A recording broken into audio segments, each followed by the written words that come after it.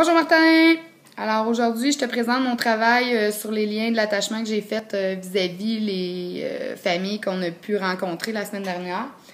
Je te remercie beaucoup pour cette présentation. Moi, dans mon cas, j'ai vu 3 familles différentes, dont 2 qui avaient 2 enfants adoptés et une qui avait c'était son enfant biologique. Il y a eu là des troubles d'attachement. Donc, moi, j'ai décidé de choisir la famille de Julie avec ses 2 petites filles, Méane et Maëlie. Julie, qui est une femme aussi adoptée, donc elle aussi, je crois qu'elle avait un trouble d'attachement aussi. Et puis, ces 2 petites filles ont maintenant 14 et 11 ans. Alors voilà, je commence ma première partie de l'historique efficace. Alors, les informations que j'ai pour le couple, c'est qu'ils menaient une vie de couple normale, impeccable même. Mais ils se sont rendus compte après plusieurs années qu'ils ne pouvaient pas avoir d'enfants. Ils savent pas la cause. Ce que je sais de la maman, c'est qu'elle est éducatrice en CPE. On n'a pas su le nom du papa, mais ce qu'on a su aussi, c'était que le monsieur en question, c'est un clown. Genre, une très, très bonne famille. Alors, Julie nous a raconté que Maëlie, sa première petite fille qu'elle a adoptée, elle a été abandonnée à 2 mois et demi à l'orphelinat. Elle a été laissée coucher pendant 10 mois de temps. Elle a fait de la plagiocéphalie. Ensuite, elle est allée en famille d'accueil. Elle a été... au début, quand Julie puis son conjoint sont allés la chercher, elle a fait un rejet de la maman. Elle voulait juste le papa. Mais le lendemain, c'était le contraire.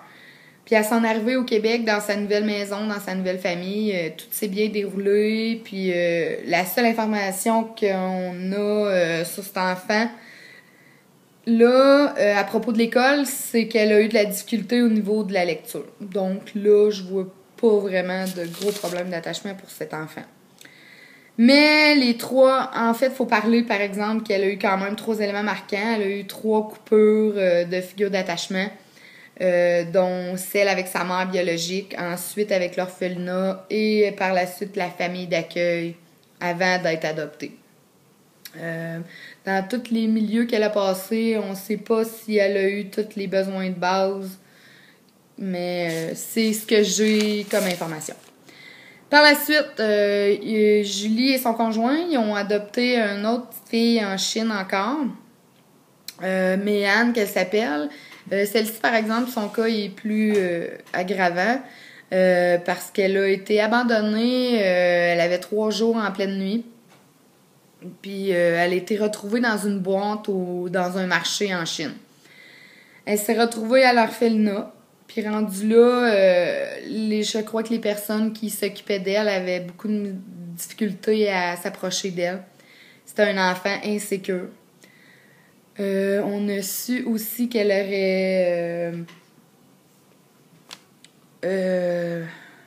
aurait eu de la malnutrition à l'orphelinat. Mais Méane, c'est une petite fille quand même super débrouillarde parce qu'à 8 mois, elle se tient déjà debout, puis elle s'arrange pas mal par elle-même. Julie et son conjoint sont justement allés la chercher. Elle avait 8 mois. Et puis, ils ont été surpris de voir qu'elle était capable de se tenir sur ses pieds déjà. C'est un enfant qui s'arrange par elle-même déjà. Ensuite, Julie, elle a dit que Méane, quand ils sont allés la chercher, elle faisait pas de sourire, elle ne démontrait pas d'émotion. Le premier sourire a apparu 4-5 jours plus tard dans la semaine. Probablement par rapport à la coupure qu'elle a eue entre sa mère biologique et l'orphelinat désuet, Mégane est en gros choc post-traumatique. Par la suite, Julie nous a dit que les 8 mois suivants qui sont allés la chercher en Chine, elle a été comme un koala après Julie. Puis ensuite, à son arrivée au Québec, Méane elle a des gros troubles de sommeil. Elle se réveille 10 fois par nuit. Elle fait des grosses terreurs nocturnes. Julie et son conjoint, ils n'ont pas trouvé d'autre solution à part que de la faire dormir avec eux. Jusqu'à 9 ans. Julie nous a dit aussi qu'il n'y avait aucun contact visuel avec Méane. Méane, elle repousse même sa maman pour les boire. Méane est capable toute seule de s'arranger pour boire son biberon. Méane, c'était une petite enfant colérique. C'était sa façon d'obtenir ce qu'elle voulait. Elle faisait du harking souvent aussi quand elle était dans les bras de maman. Cette petite fille-là est super débrouillarde, très intelligente, elle s'arrange par elle-même, elle n'a pas besoin de personne. Elle se cache pour pleurer, elle veut jamais montrer ses émotions, elle choisit quand elle veut de l'affection. Elle a une grosse relation utilitaire. Puis, Méane, à 2 ans et demi, c'est une petite fille qu'il a fallu qu'il suive une thérapie avec Joanne Lemieux, qui était déjà connue de la famille. En thérapie, Esperel a fait un dessin de son histoire avec sa maman biologique, comme si elle se rappelait de sa première semaine de naissance. Après la thérapie, Esperel, le contact visuel qui était difficile, il a enfin connecté avec les parents. Comme si enfin elle s'est dit, bon, ça y est, je vais rester avec eux, ils vont me garder. Puis, ce qu'on a comme information à l'école, c'est qu'elle a vécu de l'intimidation maternelle, mais encore là, elle n'en a pas parlé. Elle est encore insécure. Elle dit rien de ce qu'elle vit, elle garde tout par en dedans. C'est une petite enfant vulnérable, puis elle demande jamais d'aide. Voici ma deuxième partie, qui consiste à évaluer les enfants se situent où sur la tachomètre. Donc, la première petite fille qui s'appelle Maëlie, moi, je la situe dans la tachomètre, dans la partie bonne santé, parce qu'elle a un style sécure, puisqu'elle s'est adoptée super bien à sa nouvelle vie avec sa nouvelle famille. Julie, sa maman, nous l'a même confirmé qu'elle a eu aucun problème majeur avec elle. Moi, je la situe vraiment dans la zone de normalité, de bonne santé, parce que elle a un processus d'attachement sain malgré les 3 coupures qu'elle a vécues avant de se faire adopter par sa vraie famille. Ce qui consiste à vous dire, par exemple, que Méane, par contre, elle se situe dans l'attachomètre au niveau des problèmes de santé affective. Moi, je prétends que Méane a vraiment un trouble d'attachement. Je la situe entre un défi puis un problème. Parce qu'à mes yeux, cette petite fille-là n'est pas nécessairement un gros problème. Oui, elle fait des colères, mais je dirais qu'elle est plutôt un défi parce que c'est plutôt difficile de la décoder pour arriver à la comprendre mieux. Son problème d'attachement se situe dans le type solo. Moi, je la situe là. Parce que j'ai observé dans tout ce que sa maman nous a dit que c'est une petite fille qui se débrouille seule, qui décide quand elle veut de l'affection, quand elle veut en donner. C'est une petite fille qui est solitaire. Son attachement évitant solo est relié aussi à un gros manque de besoins de base au tout début de sa vie. L'abandon de sa mère, de ses premiers jours de vie. Puis ensuite, la malnutrition à l'orphelinat. Donc, j'associe un manque de besoins physiologiques là, plus la cortisol qu'elle a sûrement développée pendant ces nuits qu'elle pleurait sans avoir personne qui venait la chercher ou s'en occuper. Elle a réagi à tout cela comme une combattante. La preuve que Julie disait qu'elle tenait son biberon seule, puis qu'elle était capable de se tenir debout à 8 mois, sans personne. Mais Anne, elle est du type solo aussi parce qu'elle a tendance à s'isoler. Elle se confie à personne. Elle garde ses émotions pour elle. Elle sourit pas souvent. Elle a une relation utilitaire avec ses proches. Dans ses premiers jours avec ses parents adoptifs, elle ne démontrait pas d'émotion. elle fait pas confiance aux adultes, elle demande jamais d'aide, puis c'est vraiment une petite fille combattante dans la vie là, qui veut s'arranger toute seule, puis qu'elle se dit qu'elle a jamais besoin de personne pour quoi que ce soit.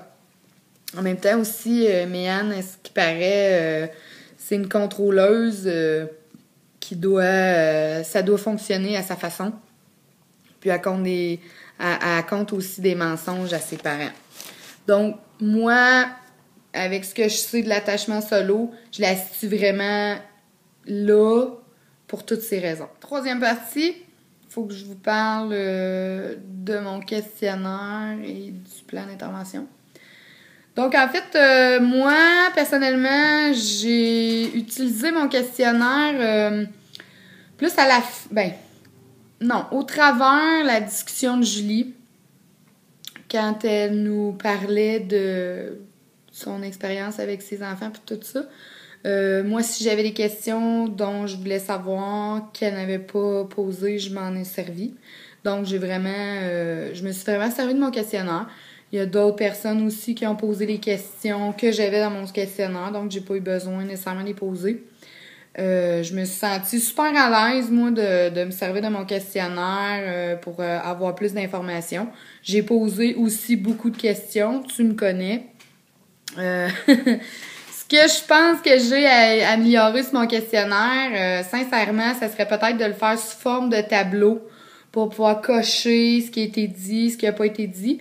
Puis de peut-être lui rajouter aussi des lignes pour noter mes choses directement sur ma feuille.